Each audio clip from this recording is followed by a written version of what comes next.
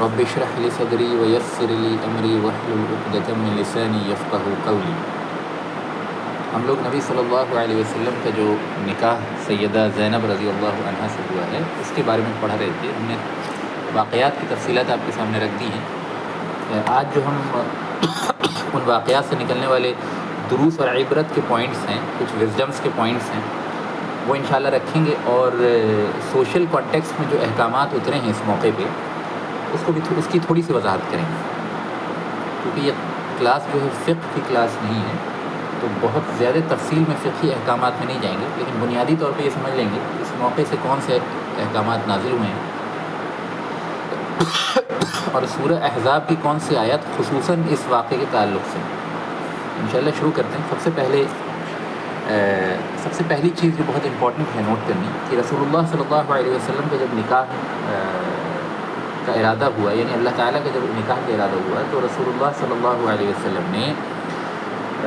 حضرت زید بن حارثہ رضی اللہ عنہ کو ہی بھیجا ہے زینب رضی اللہ عنہا کے پاس نکاح کا پیغام لے جانا۔ اس سے پہلے بھی یہ واقعہ میں نے بیان کیا تھا،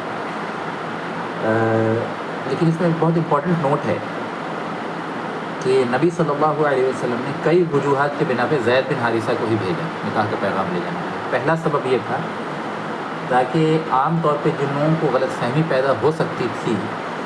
کہ رسول اللہ صلی اللہ علیہ وسلم، یعنی جو منافقین ایسی باتیں کہہ رہے تھے کہ محمد نے زید کی بیوی زینب جو ہے محمد کو پسند آ گئی صلی اللہ علیہ وسلم، تو اسی لیے زید کو پریشرائز کیا طلاق دینے کے لیے، اور تاکہ وہ خود نکاح کر سکیں۔ اس طرح کی باتیں بعض منافقین نے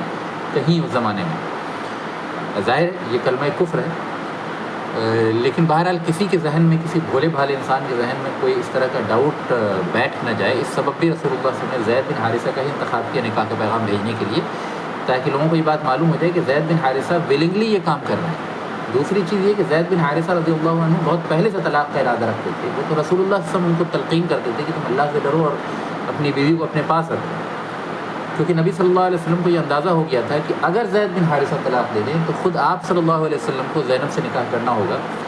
اور یہ چیز تھوڑی سی طبیعت کے اوپر آپ کے اوپر شاق تھی، کیونکہ آپ جانتے تھے کہ اس کے سبب لوگ کیسی باتیں آپ کے بارے میں کریں گے۔ عرب میں جو چیز بہت بری سمجھی جاتی تھی، یہ چیز کہ اپنے منہ بولے بیٹے کی جو وائف ہوتی تھی وہ اسی طرح بہو تصور کی جاتی تھی اس کے طلاق کے بعد بھی، لیکن اسلام میں چونکہ منہ بولے بیٹے کا کانسیپٹ نہیں ہے، اور پہلے منہ بولے بیٹے یعنی لے پالک جس کو کہتے ہیں، منہ بولے بیٹے کے تصور کو پہلے اللہ تعالیٰ نے ختم کیا، تاکہ شرعی اعتبار سے کسی کے ذہن میں کوئی قباحت نہ رہے کہ منہ بولا بیٹا جو ہے وہ انسان کا دینی بھائی ہے، کسی کو بیٹا بول دینے سے وہ بیٹا نہیں ہو جائے گا شرعی اعتبار سے، نہ اس کے اوپر وہ احکامات لگیں گے جو بیٹے کے لگتے ہیں شریعت میں۔ تو اس سبب سے پہلے یعنی سورہ احزاب کی ابتدائی آیات میں اس حکم کو بیان کیا گیا، اور بعد میں جو ہے یعنی پھر نبی صلی اللہ علیہ وسلم کو نکاح کی تلقین کی گئی ان سے، زینب رضی اللہ عنہا سے، زینب بنت جہش رضی اللہ عنہا سے، اور اس کے لیے زید بن حارثہ کا انتخاب کیا۔ تو اس میں بھی ایک ڈپلومیٹیکلی ایک میسج کنوے کرنا تھا کہ ایسی بات نہیں ہے۔ دوسرا اس میں اس بات کا بھی اظہار تھا کہ زید بن حارثہ رضی اللہ عنہ کی طبیعت میں کوئی رغبت باقی نہیں تھی زینب رضی اللہ عنہا کے لیے، اور بہت دن سے طلاق کا ارادہ رکھتے تھے، اور خود دونوں ایک دوسرے کو پسند نہیں کرتے تھے۔ پسند نہیں کرنے کا مطلب جانی دشمنی نہیں ہوتی ہے، پسند نہیں کرنے کا مطلب یہ ہے کہ شوہر اور بیوی کی حیثیت سے ایک دوسرے کو پسند نہیں کرتے تھے، ایک دوسرے کے ساتھ نکاح میں نہیں رہنا چاہتے، ٹھیک ہے، یہ بات پہلے بھی ہم نے واضح کی ہے۔ تیسری اہم بات اس سے نکل کے سمجھ میں آتی ہے کہ ڈسپائٹ دا فیکٹ کہ اگر کسی وجہ سے طلاق ہو جائے شوہر اور بیوی کے درمیان، ہے نا، ایک مومن اور مومنہ کے درمیان کسی وجہ سے اگر طلاق ہو جائے، that should not stop them to be sincere towards each other. That should not stop them to be good willing towards each other. ہے نا، جیسے ہمارے یہاں تصور کیا ہے کہ ہم لوگ سمجھتے ہیں کہ اگر کسی کا کسی سے طلاق ہو گیا تو پھر وہ ایک دوسرے کے جانی دشمن ہیں، ان کے خاندان ایک دوسرے کے دشمن ہیں، ان کی ذات برادری ایک دوسرے کی دشمن ہو جاتی ہے، بلکہ ایک دوسرے کے بارے میں اتنی غلط باتیں بولتے ہیں، پھیلاتے ہیں سوسائٹی میں کہ پھر کوئی دوسرا شخص جو ہے اس طلاق شدہ سے نکاح نہ کر سکے، ہے نا، اور اتنی زیادہ بھدی باتیں پھیلائی جاتی ہیں، ہے نا ہمارے یہاں۔ حالانکہ طلاق کی نوبت کم آتی ہے چونکہ اس کو بہت برا سمجھا جاتا ہے، لیکن اگر کہیں نوبت آ جاتی ہے بہت زیادہ حالت خراب ہونے کی سچویشن میں، تو پھر ایک دوسرے کے بارے میں ہر قسم کی بری بات اور جھوٹی بات جو کہی جا سکتی ہے تو انسانی زبان جس چیز کی اجازت دیتی ہے وہ سب کہی جاتی ہے۔ اس کے برعکس اسلامی تصور دینا چاہتا ہے کہ کسی وجہ سے اگر ہسبینڈ وائف میں کلیش ہو جائے اور وہ ایک دوسرے کے ساتھ نہ رہ سکیں تو علیحدہ ہو جائیں، الگ ہو جائیں، اور اس کو جائز رکھا ہے اسلام نے، شریعت میں، اور اس کو حلال کہا ہے۔ اگرچہ یہ بہت انکریجنگ، یعنی انکریج نہیں کیا اس چیز کو، لیکن بالکل جائز ہے، اور طلاق دینے والا اور طلاق شدہ عورت کو کسی بری نگاہ سے اسلامی سوسائٹی میں نہیں دیکھا جائے گا، ٹھیک ہے نا۔ تیسری ایک اہم بات یہ ہے کہ اگر طلاق ہو بھی گیا تو دونوں خاندانوں کے درمیان کوئی نزاع نہیں ہونا چاہیے، کوئی دشمنی نہیں ہونی چاہیے، بلکہ ویلفیئر کی فیلنگ، ایک مسلمان دوسرے مسلمان کے بارے میں، ایک مومن دوسری مومن کے بارے میں جو ایک ویلفیئر کا تصور رکھتا ہے وہ باقی رہنا چاہیے، اور وہ اخوت کا تصور جو اسلام دیتا ہے ایمان کے بنا پہ وہ باقی رہے گا اگرچہ طلاق ہو جائے، اگرچہ دونوں خاندانوں میں رشتہ اس طرح سے قائم نہیں رہا تو بھی جو ایک دوسرے کی اصلاح کی خواہش جو ہے وہ باقی رہنی چاہیے مسلمان ہونے کی حیثیت سے۔ چنانچہ زید بن حارثہ کو طلاق ہو جانا اس بات سے مانع نہیں بنے گا کہ وہ زینب کے لیے کوئی بہتر چیز کی خواہش رکھیں، یعنی زینب کا نکاح رسول اللہ صلی اللہ علیہ وسلم سے ہو جائے، یہ ایک بہت اچھی بات ہے، یہ بہت بڑی بات ہے، بہت بڑے ان کے مقام و مرتبے کو بڑھانے والی ہے۔ یہ چیز یعنی مانع نہیں ہونی چاہیے طلاق ہو جانے کے سبب اب جو ہے ہم ہر قسم سے زینب کے لیے برا چاہیں گے اور زینب ہر قسم سے جو ہے زید بن حارثہ کے لیے برا چاہیں، یہ نہیں، بلکہ ٹھیک اس کی الٹ ایک دوسرے کے لیے خیر خواہی کا جذبہ ختم نہیں ہوگا، اگرچہ ازدواجی تعلقات ختم ہو جائیں گے، رشتہ ناطہ ٹوٹ جائے گا، اس کے باوجود جو ہے ایک بیسک ڈگنیٹی، بیسک ڈیسنسی قائم ہے، ٹھیک ہے۔ یہ اس کی ہزاروں مثالیں اسلامی سوسائٹی میں ملتی ہیں، قرون اولیٰ میں صحابہ و تابعین کے دور میں اس کی ہزاروں مثالیں ملتی ہیں کہ طلاق کے باوجود جو ہے دونوں خاندانوں کے درمیان اوبویسلی ہسبینڈ اور وائف کے درمیان تعلق نہیں رہے گا کیونکہ اب وہ ایک دوسرے کے لیے حرام ہو گئے، لیکن دونوں خاندانوں کے درمیان جو ہے بالکل ویسے ہی خوشگوار ماحول رہا، اور یہ اس کی کوئی مثال جو ہے کسی دوسری تاریخ میں نہیں ملتی ہے نا۔ تو یہ اس قسم کی میچورٹی جو ہم دیکھتے ہیں صحابہ و تابعین کے اندر، یہ نبی صلی اللہ علیہ وسلم کی تربیت کا نتیجہ تھا کہ اگر کسی وجہ سے کلیش ہو جائے، کلیش ہو جانا انسانی فطرت ہے، دو خاندانوں کے درمیان، دو لوگوں کے درمیان اگر کسی وجہ سے نزاع ہو جائے، بہت بیسک بات ہے اور بہت فطری بات ہے، انسان ہیں، مختلف طریقے سے سوچتے ہیں، مختلف طریقے سے جیتے ہیں، تو کلیش ہو سکتا ہے نا۔ اس کو کلیش کو اللہ تعالیٰ نے امپاسبل نہیں قرار دیا، بہتر سے بہتر لوگوں کے درمیان بھی کلیش ہو سکتا ہے۔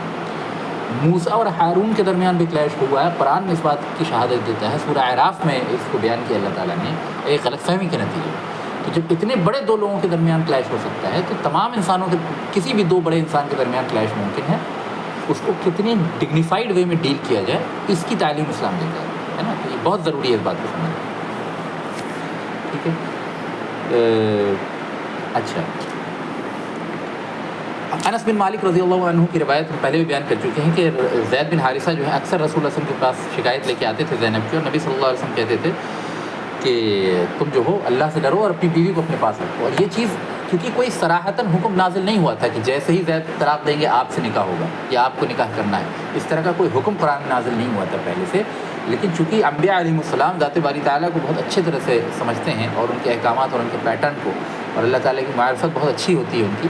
تو وہ سمجھ جاتے ہیں کہ بسا اوقات ایک عمل کے بعد کس طرح دوسرا حکم نازل ہونے والا ہے، اور رسول اللہ صلی اللہ علیہ وسلم اپنی نور نبوت سے اس بات کو سمجھتے تھے کہ اس کے بعد یہ معاملہ ہونے والا ہے، تو آپ چاہتے تھے کہ اس کی نوبت نہ آئے، اس کی نوبت نہ آئے، انسان ہونے کی حیثیت سے آپ چاہتے تھے کہ اس کی نوبت نہ آئے، تو یہ چیز آپ اپنے دل میں چھپائے ہوئے تھے، اور زید رضی اللہ عنہ کو بار بار تلقین کرتے تھے کہ اللہ سے ڈرو اور اپنی بیوی کو اپنے ساتھ رکھو، طلاق مت دو، ہے نا۔ یہ چیز آپ کے دل میں تھی اور آپ نے اس کو چھپایا ہوا تھا۔ قرآن نے اس بات کی شہادت دی کہ اے نبی صلی اللہ علیہ وسلم، آپ اپنے دل میں وہ بات چھپائے ہوئے تھے جسے اللہ ظاہر کرنے والا تھا، جسے اللہ ظاہر کرنے والا تھا۔ تو عائشہ رضی اللہ عنہ فرماتی ہیں کہ رسول اللہ صلی اللہ علیہ وسلم پہ نازل کی ہوئی اللہ کی وحی میں سے کوئی چیز اگر رسول اللہ صلی اللہ علیہ وسلم چھپاتے تو اس آیت کو چھپا لیتے، ہے نا۔ یعنی جس آیت میں واضح طور پہ اللہ نے کہا ہے کہ اے نبی صلی اللہ علیہ وسلم، آپ اپنے دل میں وہ بات چھپائے ہوئے تھے جسے اللہ ظاہر کرنے والا تھا۔ عائشہ رضی اللہ عنہ فرماتی ہیں کہ پورے قرآن میں سے اگر کوئی چیز رسول اللہ سے چھپاتے تو اس بات کو چھپاتے، لیکن آپ نے کوئی بات نہیں چھپائی، ٹھیک ہے۔ شیخ عبد الرحمن السعدی تفسیر السعدی میں لکھتے ہیں کہ اللہ تعالیٰ نے جو فرمایا ہے کہ وہ شخص جسے اللہ تعالیٰ نے اسلام کی نعمت سے نوازا اور رسول اللہ صلی اللہ علیہ وسلم نے اسے آزاد کیا، یعنی اشارہ زید بن حارثہ کی طرف، اور خود اس کی تعلیم و تربیت فرمائی، جب وہ آپ صلی اللہ علیہ وسلم کے پاس مشورہ لینے آئے کہ میں بیوی کو چھوڑ دوں، تو آپ صلی اللہ علیہ وسلم نے اسے یوں نصیحت فرمائی کہ اپنی بیوی کو اپنے پاس رکھو، اسے طلاق مت دو، تکلیف پہ صبر کرو، عام معاملات میں بھی اور بالخصوص بیوی کے متعلق اللہ تعالیٰ سے ڈرو، کیونکہ اللہ کا ڈر صبر کی تلقین کرتا ہے، جبکہ آپ صلی اللہ علیہ وسلم اپنے دل میں کچھ چھپا رہے تھے جسے اللہ تعالیٰ ظاہر فرمانے والا تھا۔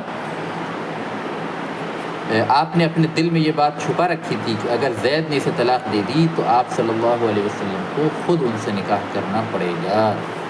ٹھیک ہے، یہ بات تھی۔ سید قطب بھی لکھتے ہیں، سید قطب جو ہے اپنی تفسیر میں لکھتے ہیں کہ نبی صلی اللہ علیہ وسلم نے اپنے دل میں چھپا رکھا تھا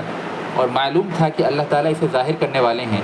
اور وہ یہ تھا کہ آپ صلی اللہ علیہ وسلم مستقبل میں زینب رضی اللہ عنہ سے نکاح کا ارادہ رکھتے ہیں، جبکہ اس کے متعلق اللہ تعالیٰ نے کوئی حکم نازل نہیں کیا تھا۔ اگر کوئی حکم نازل فرما دیتے تو رسول اللہ صلی اللہ علیہ وسلم کبھی بھی اس چیز کو نہیں چھپاتے، نہ اس میں کوئی تردد کرتے، نہ اسے مؤخر کرتے، نہ اسے ڈیلے کرتے، کسی بھی طرح کا آپ معاملہ نہیں کرتے، لیکن چونکہ ابھی حکم نازل نہیں ہوا تھا اور صرف یہ آپ کا اندازہ تھا کہ ایسا ہو سکتا ہے، اس وجہ سے آپ چاہتے تھے کہ یہ کام نہ ہو، ہے نا، زینب اور زید کا نکاح باقی ہو جائے تاکہ رسول اللہ صلی اللہ علیہ وسلم کو نکاح نہ کرنا پڑے۔ لیکن اللہ تعالیٰ کا ارادہ یہ تھا جاہلیت کی رسم و رواج کو نبی صلی اللہ علیہ وسلم سے قولی طور پہ بھی اور عملی طور پہ بھی اس کو توڑیں، اور دنیا میں کوئی بھی بری رسم جو ہے وہ زبانی نہیں ٹوٹی ہے۔ انسانی تاریخ میں آپ مسلمان مجددین کی تاریخ بھی پڑھیں، ائمہ مجددین جو تجدید کا کام کرتے آئے ہیں اسلامی تاریخ میں، جتنے بھی بڑے ائمہ ہیں ان سب کی زندگی دیکھیں تو کوئی بھی اسلامی تاریخ میں بری رسم اور بری شرک و بدعات جو ہے وہ صرف تقریروں سے نہیں ختم ہوئی ہے،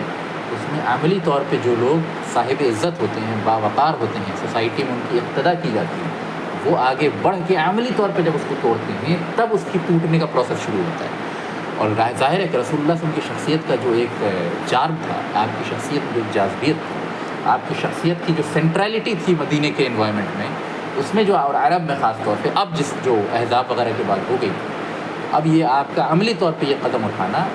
وہ اس عقیدے کو، اس غلط رسم کو ہمیشہ کے لیے ختم کرنے میں کارگر ثابت ہوا۔ اور یقین جانیے کہ قرآن کی آیتیں نازل ہوتی رہتی اور عرب اپنے اسی طرز پہ کچھ نہ کچھ قائم رہ جاتے، اگرچہ میں یہ نہیں کہہ رہا کہ پورے طور پہ، لیکن کچھ ان کے ذہن میں اثرات باقی رہ جاتے اس جاہلی رسم کے، اگر رسول اللہ صلی اللہ علیہ وسلم عملی طور پہ اس کو نہیں توڑتے۔ یہ بہت بڑی بات ہے۔ تو یہ ایک بات ہے۔ اچھا، یہ ہوئی چند باتیں۔ ایک اور پوائنٹ سمجھ لیجیے کہ زید بن حارثہ کو پہلے لوگ کیا کہتے تھے؟ زید بن محمد۔ تو زید بن حارثہ کے بارے میں جب یہ حکم نازل ہوا سورہ احزاب کی ابتدائی آیات کے اندر کہ منہ بولے بیٹوں کی حیثیت جو ہے شرعی نہیں ہے، شریعت میں منہ بولے بیٹوں کی کوئی حیثیت نہیں ہے، اس میں سلوک وغیرہ یتیم کے ساتھ الگ مسئلہ ہے، یہ میں نے تفصیل سے پچھلی دفعہ بیان کیا، لیکن منہ بولے بیٹے کی کوئی شرعی حیثیت نہیں ہے۔ جب یہ حکم نازل ہوا تو زید بن محمد کو لوگ زید بن حارثہ کہنے لگے۔ عبداللہ ابن عمر رضی اللہ عنہما کی روایت پچھلی دفعہ میں نے بیان کی تھی کہ وہ فرماتے ہیں کہ ہم زید بن حارثہ کو زید بن محمد کہتے رہے، یہاں تک کہ یہ آیت نازل ہو گئی کہ منہ بولے بیٹوں کی کو ان کے باپوں کے نام سے پکارا کرو، ہے نا، ان کے اصل باپوں کے نام سے پکارا کرو۔ تو جب یہ آیت ادعوہم لآبائہم، ان کو اپنے باپ کے نام سے پکارا کرو، ہے نا، باپ سے نسبت دے کے پکارا کرو، جب یہ آیت نازل ہو گئی تو ہم نے زید بن محمد کو زید بن حارثہ کہنا شروع کر دیا۔ اب آپ ذرا تصور کیجئے کہ عرب میں زید کو زید بن محمد کہا جا رہا ہے، یہ بہت بڑے شرف کی بات ہے نا، کہاں وہ غلام تھے اور کہاں ان کو زید بن محمد کہا جا رہا ہے، بنو ہاشم کا سب سے شریف ترین انسان سے نسبت دی جا رہی ہے دور جاہلیت میں بھی۔ اور جب اسلام کا بول بالا ہو گیا اور جب اسلام یعنی ترقی پذیر ہوا اور مدینے میں حکومت قائم ہو گئی اور عرب کے نفوس پہ رسول اللہ صلی اللہ علیہ وسلم کی شخصیت کا اثر پڑ گیا، اب جو نبی صلی اللہ علیہ وسلم کی شخصیت کی سینٹرلٹی جو ہے عرب کے اذہان میں پھیل گئی، اب جو زید بن محمد کی ایک عزت ہے، ظاہر ہے زید بن محمد کا رتبہ ہے ان کا، اب واپس سے انہیں زید بن حارثہ کہا گیا تو ذرا سا ان کی دل شکنی ہوئی، ان کو تکلیف محسوس ہوئی۔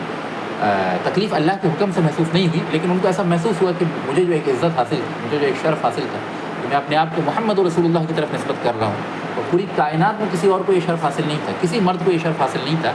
کہ اپنے آپ کو رسول اللہ صلی اللہ علیہ وسلم کا بیٹا بتائیں۔ اور عرب میں اپنا تعارف جو ہے وہ نبی صلی اللہ علیہ وسلم کا بیٹے ہونے کی حیثیت سے تھا، یہ وہ شرف تھا جو زید بن حارثہ کو حاصل تھا۔ اور یک بارگی اللہ کے اس حکم سے ان کا یہ شرف چھن گیا، اب واپس سے وہ زید بن حارثہ ہو گئے، ان کو وہ فخر اب باقی نہیں رہا۔ یہ وہ چیز ہوئی جس سے ذرا سا ان کے دل کو یعنی ایک احساس ہوا کہ اب کہاں میں زید بن محمد تھا اور کہاں زید بن حارثہ ہو گیا۔ تو اس کے نتیجے میں پھر اللہ تعالیٰ نے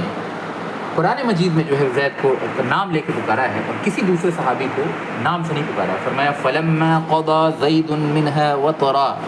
زَوَّجْنَاكَهَا لِكَيْ لَا يَكُونَ عَلَى الْمُؤْمِنِينَ حَرَجٌ فِي أَزْوَاجِ أَدْعِيَائِهِمْ،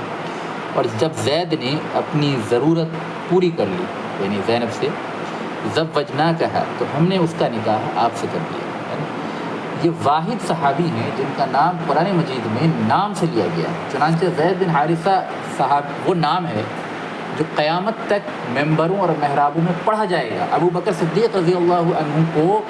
ہو سکتا ہے ایک منٹ کے لیے کوئی تاریخ سے ناواقف شخصیت، کوئی حدیث وغیرہ نہ پڑھا ہوا انسان ہو، جس نے کبھی حدیث کا منہ نہ دیکھا ہو، تاریخ کا منہ نہ دیکھا ہو، سیرت وغیرہ نہیں پڑھی ہو، صرف قرآن پڑھنا جانتا ہو، ہجے کر کے اور ناظرہ قرآن پڑھنا جانتا ہو اور کسی اسلامی علوم سے اس کی واقفیت نہ ہو، تو ہو سکتا ہے کہ ابو بکر اور عمر کا نام نہ جانتا ہو۔ لیکن یہ ممکن نہیں ہے کہ جو ٹوٹا پھوٹا بھی قرآن پڑھتا ہو وہ زید بن حارثہ کا نام نہ جانے، اور قیامت تک جانے گا۔ جب دنیا سے تمام علوم اسلامی ختم ہو جائیں گے اور صرف قرآن باقی رہے گا، تب بھی زید بن حارثہ کا نام باقی رہے گا، اور ممکن ہے کہ ابو بکر اور عمر کا نام لوگ بھول جائیں۔ ایک زمانہ آئے گا قیامت سے قریب جب لوگ یہ ساری اسلامی تاریخ وغیرہ سب بھول جائیں گے اور صرف قرآن باقی رہے گا۔ اس زمانے میں بھی ممبر و محراب سے یا جو لوگ تھوڑا بہت بھی ٹوٹا پھوٹا قرآن پڑھنا جانتے ہیں وہ زید بن حارثہ کا نام لیتے رہیں گے، اور قیامت تک زید بن حارثہ کا نام لیا جائے گا۔ اور قیامت کے بعد بھی چونکہ قرآن ازلی ہے، ابدی ہے، ہمیشہ سے تھا، ہمیشہ رہے گا، تو اس سبب جو ہے قیامت تک اور قیامت کے بعد بھی اور جنت میں داخلے کے بعد بھی زید بن حارثہ کا نام قرآن مجید میں منضبط رہے گا۔ اور جب اللہ تعالیٰ خود قرآن ارشاد فرمائیں گے جنت میں جانے کے بعد، جیسے کہ بعض روایت میں مسلم احمد وغیرہ میں آتا ہے، اس وقت بھی زید بن حارثہ کا نام اللہ رب العزت جو ہے اب خود سے ارشاد فرمائیں گے، قرآن کی تلاوت میں ارشاد فرمائیں گے۔ تو یہ وہ عزت ہے جو زید بن محمد سے زید بن حارثہ ہونے کے فارمیٹ میں جو ایک دل شکنی ہو رہی تھی، اس کے کمپنسیشن کے طور پہ زید کا نام قرآن میں درج کیا، کسی اور کا نام درج نہیں کیا، یہاں تک کہ بڑے بڑے پیغمبروں کا نام جو اشارتاً بیان کیا۔ اور یہ اللہ تعالیٰ کی سنت نہیں ہے کہ بہت زیادہ نام وغیرہ کا تعین کے ساتھ چیزیں بیان کی۔ سورہ یاسین میں 3 پیغمبروں کا ذکر ہے، نام پتہ ہی نہیں۔ مفسرین جو ہیں وہ اندازہ لگاتے ہیں کہ وہ فلاں پیغمبر تھے اور فلاں پیغمبر کے حواری تھے اور عیسیٰ علیہ السلام کے ماننے والے تھے وغیرہ وغیرہ، لیکن کسی کو کسی کا نام جو ہے حتمی طور پہ قرآن نے بیان نہیں کیا۔ لیکن زید وہ صحابی ہیں جن کا نام بیان کیا۔ تو اس میں بھی بڑی حکمت ہے کہ جہاں ایک طرف ان کا ایک شرف جا رہا تھا، تو دوسرا ایسا شرف دیا گیا کہ قیامت تک ان کا نام ممبروں پہ، محرابوں میں، نمازوں میں، تہجدوں میں پڑھا جائے گا، تراویح میں قیامت تک پڑھا جائے گا ان کا۔ یہ شرف جو ہے نہ ابو بکر کو حاصل ہے نہ عمر کو حاصل ہے، اور جب ان کو حاصل نہیں تو کسی اور کو حاصل نہیں۔ یہ وہ چیز تھی جو ذرا نوٹ کرنے کی بات ہے۔ 5ویں بات ایک بہت امپورٹنٹ ہے کہ رسول اللہ صلی اللہ علیہ وسلم سے زینب رضی اللہ عنہا کا نکاح اللہ تعالیٰ نے کیا، لہٰذا یہ کسی ظاہری رسوم و رواج کے بغیر یہ نکاح ہوا ہے۔ قرآن میں اس نکاح کا خطبہ موجود ہے، اور قرآن کے نازل ہوتے ہی نکاح پائے تکمیل پہ پا گیا۔ نبی صلی اللہ علیہ وسلم نے زینب رضی اللہ عنہا سے نکاح کے وقت صرف ولیمہ کیا ہے، نکاح کیا ہی نہیں، نکاح عرش پہ ہوا ہے۔ چنانچہ اللہ تعالیٰ نے اس واقعے کی تصویر کشی کی ہے سورہ احزاب کے اندر، فرمایا وَإِذْ تَقُولُ لِلَّذِي أَنْعَمَ اللَّهُ عَلَيْهِ وَأَنْعَمْتَ عَلَيْهِ أَمْسِكْ عَلَيْكَ زَوْجَكَ، اور جب آپ کہہ رہے تھے لِلَّذِي أَنْعَمَ اللَّهُ عَلَيْهِ، اس سے جس پہ اللہ تعالیٰ نے انعام کیا۔ یہ کون ہے؟ زید بن حارثہ۔ یہ قطعی دلیل ہے، نام کے علاوہ یہ اور قطعی دلیل ہے کہ زید بن حارثہ جنتی ہیں، اور اللہ تعالیٰ نے ان کے اوپر انعام کیا ہے، اور ان کے اوپر انعام کو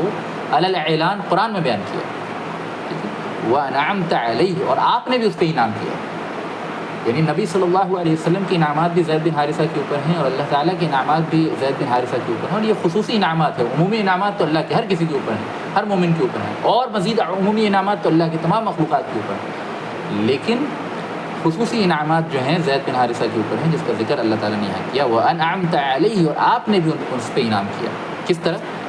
کہ نبی صلی اللہ علیہ وسلم نے ان کی تربیت کی، نبی صلی اللہ علیہ وسلم نے ان کو اپنے بیٹے کی طرف پالا، نبی صلی اللہ علیہ وسلم نے ان کو شرف بخشا، اپنے گھر میں رکھا، اپنے دسترخوان سے کھانا کھلایا، اپنے ہاتھ سے کھانا کھلایا، ٹھیک ہے۔ اور عرب میں جو ہے وہ نبی صلی اللہ علیہ وسلم بہت سی مہمات میں زید بن حارثہ کو لیڈر بنا کے بھیجا ہے، اور بہت ساری باتیں ہیں، یعنی ظاہر ہے اس کا احاطہ نہیں کیا جا سکتا۔ تو آپ اس سے کیا فرما رہے تھے؟ امسک علیک زوجک، کہ اپنی بیوی کو اپنے پاس رکھو، واتق اللہ، اور اللہ تعالیٰ سے ڈرتے رہو، وتخفی فی نفسک ما اللہ مبدیہ، اور اے نبی صلی اللہ علیہ وسلم آپ اپنے دل میں وہ بات چھپائے ہوئے تھے جسے اللہ ظاہر کرنے والا، وتخش الناس، اور آپ لوگوں سے ڈر رہے تھے، واللہ احق ان تخشاہ، اور اللہ زیادہ مستحق ہے اس بات کا کہ آپ اس سے ڈر رہے ہیں۔ تو آپ ذرا سمجھیے کتنی سخت بات ہے، یہ سید الکونین کو کہا جا رہا ہے، رسول اللہ صلی اللہ علیہ وسلم کو کہا جا رہا ہے کہ آپ لوگوں سے ڈر رہے تھے اور اللہ زیادہ مستحق تھا کہ آپ اس سے ڈر رہے ہیں۔ اس کے بعد کسی دوسرے انسان کو، ہم میں سے بہت سے لوگ جو ہیں ایسی باتیں کہہ جاتے ہیں، ہم لوگوں سے نہیں ڈرتے، ہم تو صرف اللہ سے ڈرتے ہیں۔ یہ دعوے بازی جو ہے نا، یہ بہت ناپسند ہے، ایسی باتیں نہیں کہنی چاہیے۔ جب رسول اللہ صلی اللہ علیہ وسلم مومنٹریلی تھوڑی دیر کے لیے لوگوں کے خیال میں آ گئے تھے، اور اس مومنٹ پہ آپ لوگوں کے طعن و تشنیع سے کچھ وقت کے لیے جو ہے وہ ذرا بیک فٹ پہ آ رہے تھے اور چاہ رہے تھے کہ یہ چیز ڈیلے ہو جائے، تو کسی دوسرے انسان کو یہ حق نہیں ہے کہ وہ دعویٰ کرے کہ میں لوگوں سے نہیں ڈرتا، میں تو صرف اللہ سے ڈرتا۔ ہر انسان کے دل میں لوگوں کا کچھ خوف ہوتا ہے، کسی کے اندر زیادہ، کسی کے اندر کم، اور انبیاء علیہ السلام کے اندر لوگوں کا خوف نہیں ہوتا ہے، لیکن طعن کا اور لوگوں کی طرف سے بے ادبی اور بے عزتی کا خوف جو ہے ہر انسان کے اندر کچھ مادے میں ہوتا ہے۔ تو اسی وجہ سے عائشہ رضی اللہ عنہا فرماتی ہیں کہ اگر رسول اللہ صلی اللہ علیہ وسلم قرآن میں سے کچھ چھپاتے تو یہ والا فقرہ جو ہے چھپا لیں، کہ اللہ نے فرمایا کہ وَتُخْفِي فِي نَفْسِكَ مَا اللَّهُ مُبْدِيهِ، اور آپ اپنے دل میں وہ بات چھپاتے تھے جسے اللہ ظاہر کرنے والا تھا، وَتَخْشَ النَّاسَ، اور آپ لوگوں سے ڈر رہے تھے، وَاللَّهُ أَحَقُّ أَن تَخْشَاهُ، اور اللہ زیادہ مستحق ہے اس بات کا کہ اس سے ڈرا جائے۔ پھر آگے وہی والی بات جو میں نے کئی بار بیان کی ہے، فَلَمَّا قَضَى زَيْدٌ مِّنْهَا وَطَرًا، اور جب زید نے اپنی خواہش پوری کر لی اس عورت سے، یعنی زینب سے۔ اچھا دھیان دیجئے کہ زینب رضی اللہ عنہ کا نام نہیں بیان کیا،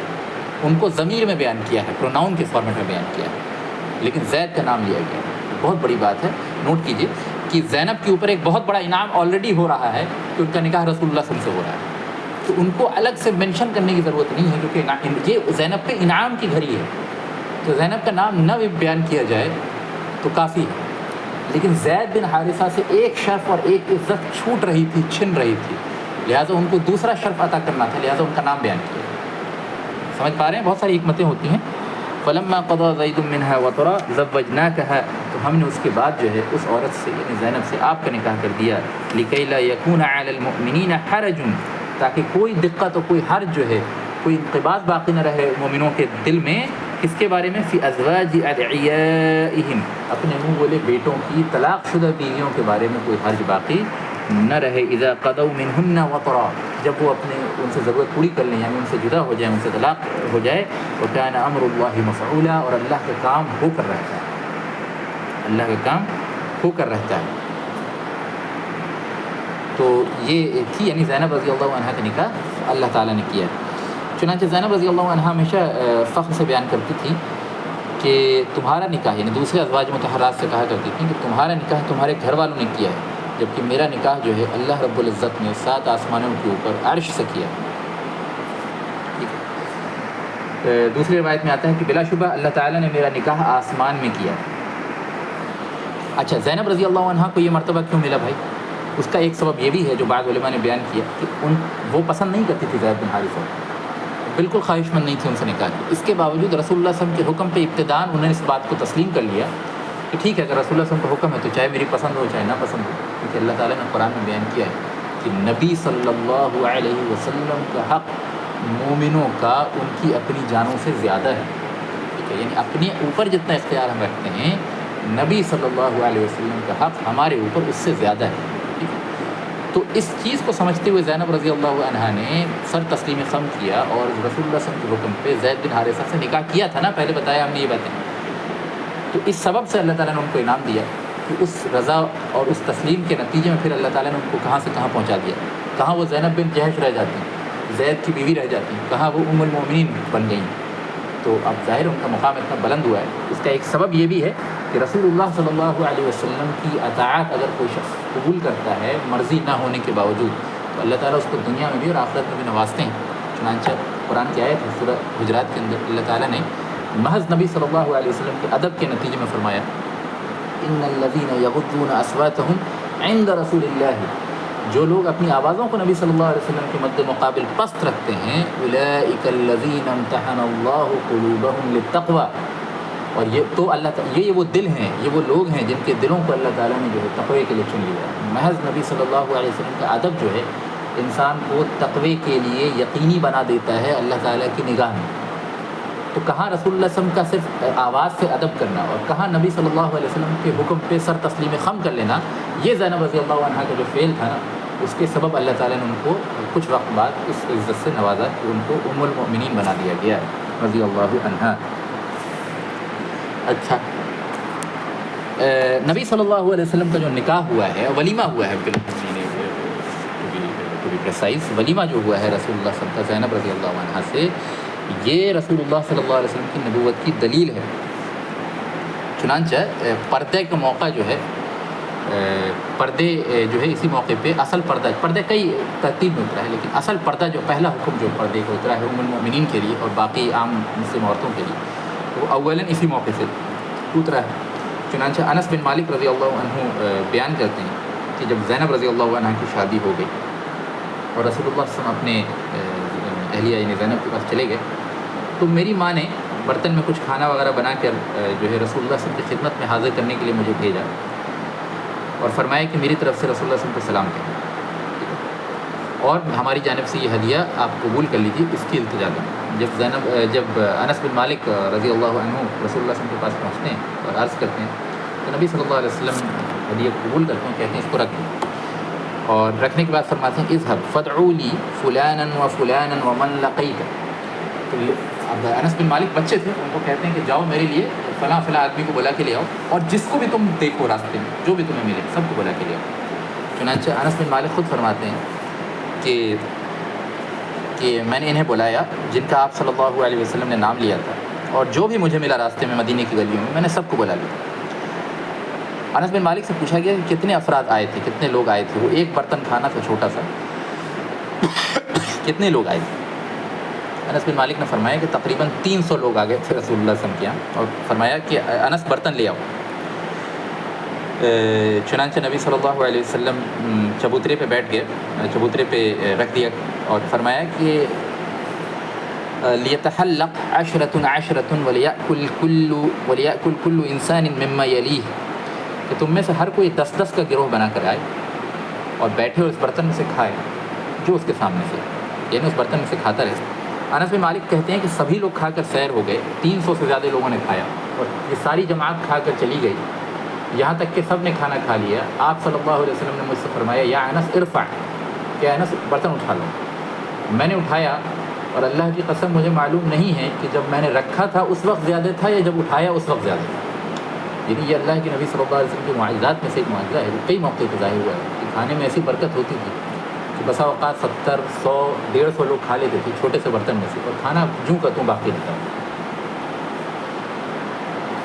آپ صلی اللہ علیہ وسلم تشریف فرما تھے، آگے انس بن مالک فرماتے ہیں، اور زوجہ محترمہ دیوار کی طرف منہ کیے بیٹھی تھی، ان لوگوں کا دیر تک بیٹھنا آپ صلی اللہ علیہ وسلم پہ گرا گزرا، یعنی اس وقت پردے کا حکم نہیں نازل ہوا تھا، صحابہ بیٹھے ہوئے تھے تو انسان بات چیت میں وقت کا اندازہ نہیں ہوتا، تو بیٹھے رہے تو، لیکن آپ صلی اللہ علیہ وسلم کے اندر مروت اتنی تھی کہ آپ اپنی ذاتی غرض کے لیے کوئی بات نہیں کہہ پاتے، اللہ کا حکم نازل ہوتا ہے تو انتہائی آپ جو پوری دل جمعی کے ساتھ اور پوری مضبوطی کے ساتھ اس کو نافذ کرتے ہیں، لیکن جس میں آپ کا خود کا حق ہوتا تھا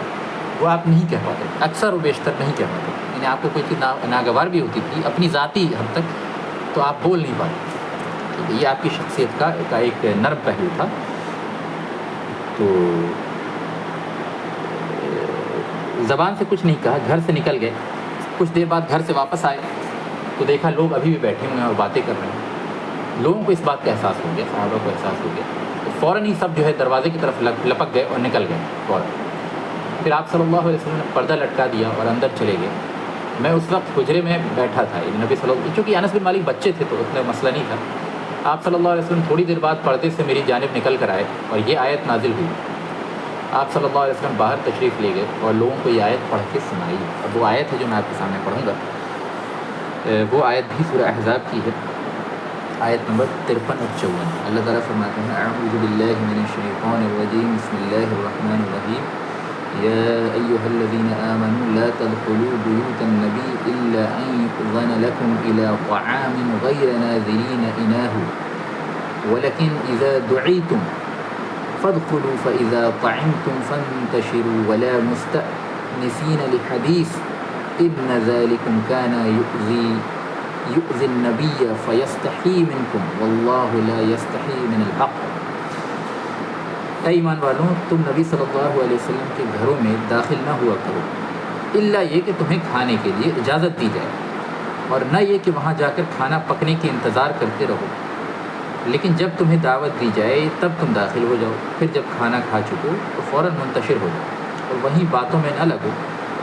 بلا شبہ تمہاری یہ روش نبی صلی اللہ علیہ وسلم کو تکلیف دیتی ہے،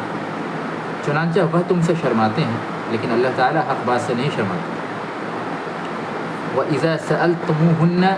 مَتَاعًا فَاسْأَلُوهُنَّ مِنْ وَرَاءِ حِجَابٍ۔ اب یہ پہلا حکم ہے حجاب کہ جب تم نبی کی بیویوں سے کوئی چیز مانگا کرو، اصل میں یہاں نبی کی بیوی مینشن نہیں ہے، لیکن چونکہ کانٹیکسٹ کی وجہ سے بعض لوگ بریکٹ میں مینشن کر دیتے ہیں کہ انبیاء نبی کی بیوی سے، ہے نا۔ سألتموهن، ہن کی ضمیر جو ہے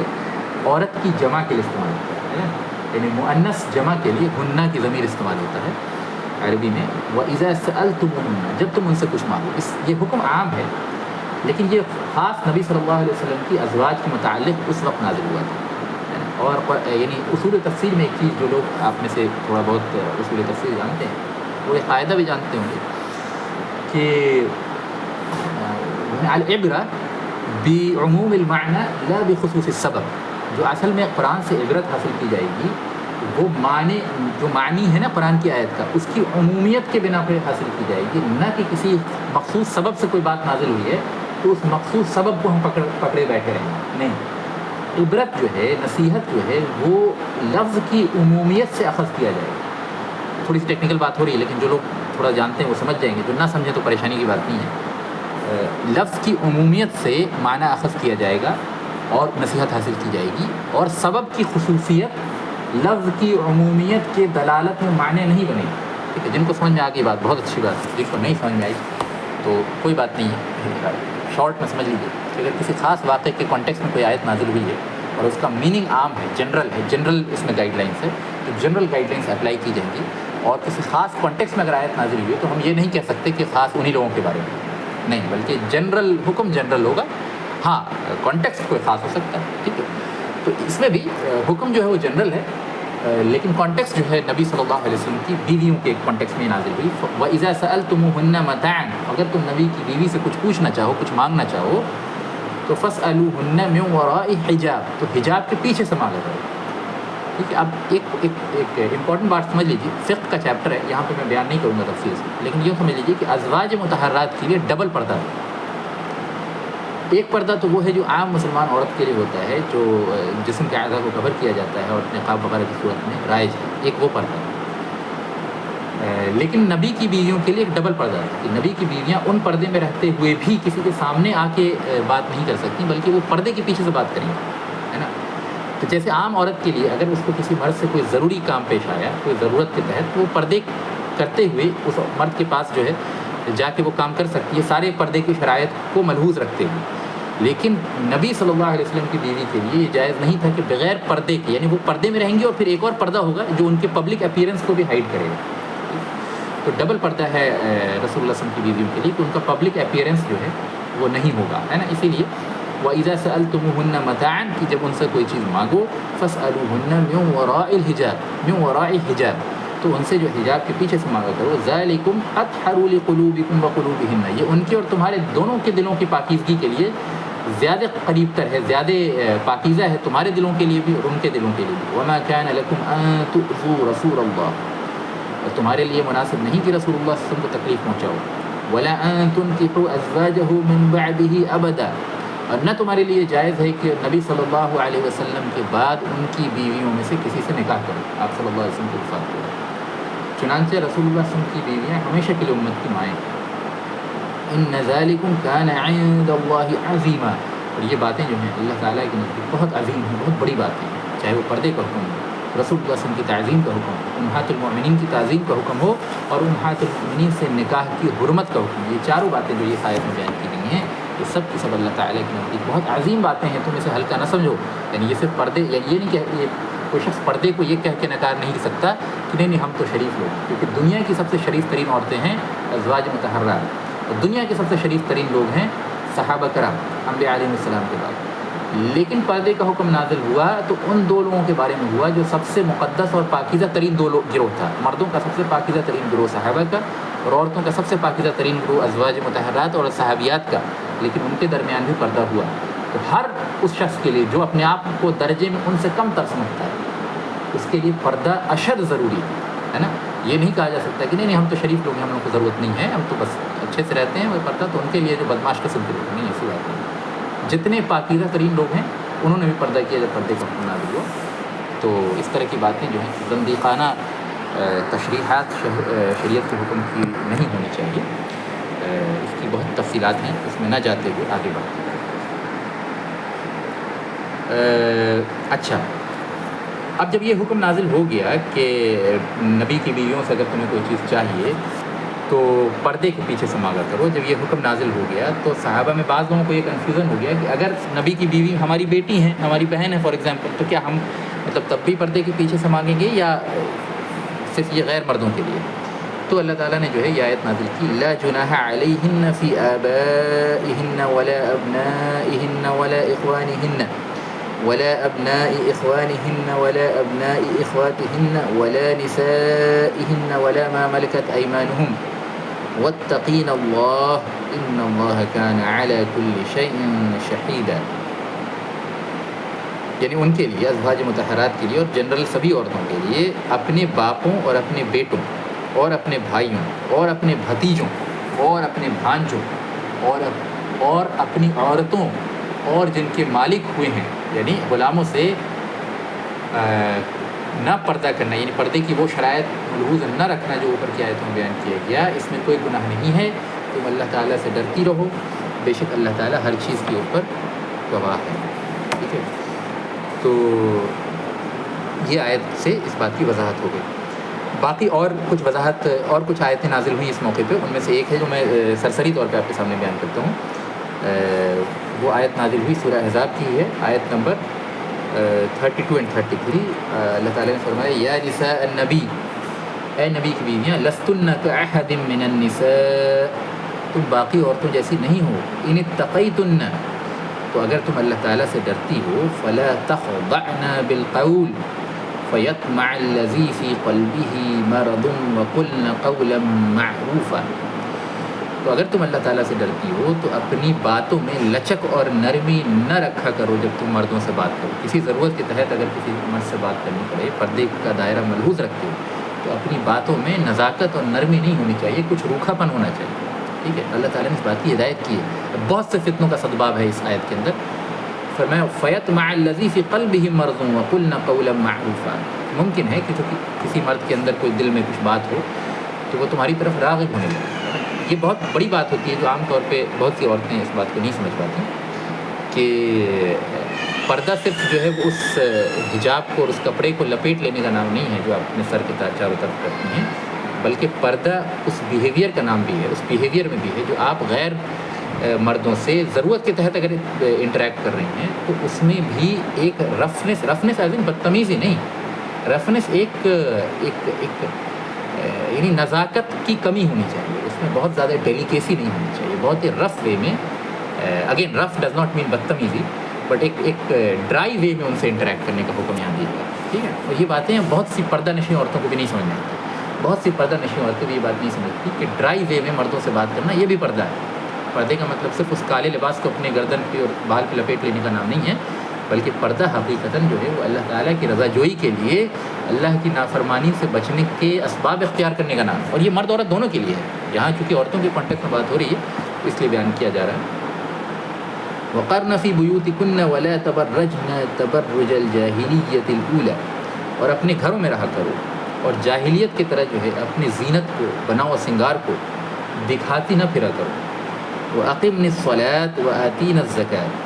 اور نماز قائم رکھو اور زکوٰۃ ادا کرتی رہا کرو.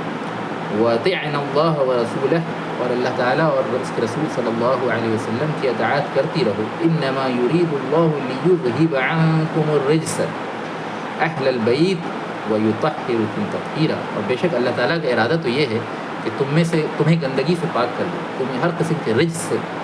اور نافرمانی سے اور اللہ تعالیٰ کے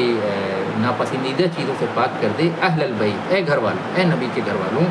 وَيُطَهِّرَكُمْ تَطْهِيرًا، اور اللہ تعالیٰ کا ارادہ ہے کہ وہ تمہیں پاک، بالکل پاک کر دے. نوٹ کیجیے کہ یہاں اہل بیت کس کو کہا گیا ہے؟ اہل بیت کہا گیا ہے نبی صلی اللہ علیہ وسلم کی بیویوں کو. اس لیے جو لوگ یہ احمقانہ اور بیوقوفانہ تصور رکھتے ہیں کہ رسول اللہ صلی اللہ علیہ وسلم کی بیویاں آپ کے اہل بیت نہیں ہیں، جیسا کہ بعض دوسرا گروہ جو ہے اہل تشیع کا وہ سمجھتے ہیں ایسا،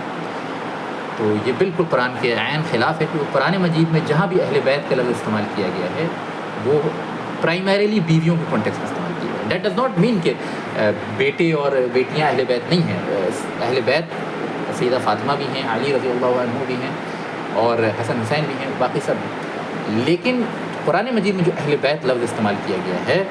وہ حقیقتاً نبی صلی اللہ علیہ وسلم کی بیویوں کے کانٹیکس میں استعمال کیا گیا ہے. تو بیویاں زیادہ حق رکھتی ہیں اس بات کا کہ وہ اہل بیت کہنا ہے. اگرچہ ہم یہ نہیں کہتے سبھی اہل بیت ہیں، حسن حسین بھی اور علی رضی اللہ عنہ سب ہمارے لیے بہت مقدس، بہت مقرب، بہت اعلیٰ، بہت محبوب، ہمارے دل کے جو ہے وہ بہت قریب، ہمارے سر کے تاج ہیں سارے کے سارے.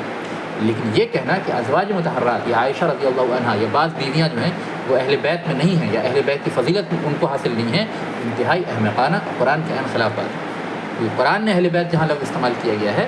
وہ خالصتاً نبی صلی اللہ علیہ وسلم کی بیوی کے لیے، اور بہت ساری اس کی دلیل ہے، ابھی یہاں موقع نہیں ہے اس کا دینے کا، لیکن ایک بات آپ کے ذہن میں نوٹ کرانا مقصد تھا. دوسرا یہاں بیان کیا وَقَرْنَ فِي بُيُوتِكُنَّ وَلَا تَبَرَّجْنَ تَبَرُّجَ الْجَاهِلِيَّةِ الْأُولَىٰ، اپنے گھروں میں رہا کرو. اس سے پتہ چلا کہ اصلاً جو ہے عورت